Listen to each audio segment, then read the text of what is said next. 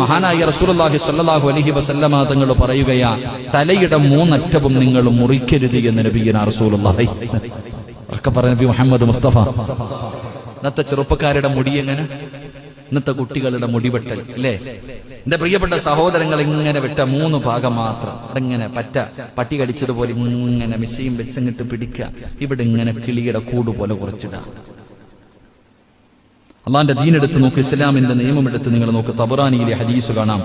എന്റെ പ്രിയപ്പെട്ട സഹോദരങ്ങളെ, മുടി ഇങ്ങനെ വളർത്തുകയാണെങ്കിൽ ഞാൻ പറയുന്നത് വളർത്തിക്കോ, ഉമ്മാനെ പോലെ വളർത്തിക്കോ. മുടി വളർത്താം, ഇസ്ലാം പഠിപ്പിക്കുന്നുണ്ട്, സുന്നത്ത. മുടി വളർത്താം, എങ്ങനെ വളർത്തിക്കോണം? മൊത്തം ഉമ്മായ പോലെ അങ്ങ് വളർത്തിക്കോണം. പടി വെട്ടാൻ പാടില്ല. എവിടെന്ന് പിടിച്ചു നോക്കിയാലും ഒരേ നീളം, എവിടെന്ന് പിടിച്ചു നോക്കിയാലും ഒരേ നീളം. അല്ലാതെ നിനക്ക് ഈ സൈഡ് മൊത്തവും പറ്റയും വെട്ടി, ഈ സൈഡ് മൊത്തവും പറ്റ വെട്ടി, ഇവിടെയും വെട്ടിയിട്ട് കൂട് കെട്ടാൻ പാടില്ല. കുരുവിയുടെ കൂട്. അള്ളാഹു കാക്കുമാറാകട്ടെ.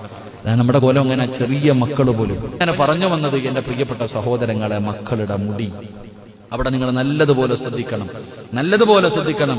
എല്ലാ ഭാഗങ്ങളും ഒരുപോലെയാകുന്ന രീതിയിൽ, അല്ലാതെ ജൂതന്മാരുടെ രൂപം നിങ്ങൾ പിൻപറ്റാൻ പാടില്ല.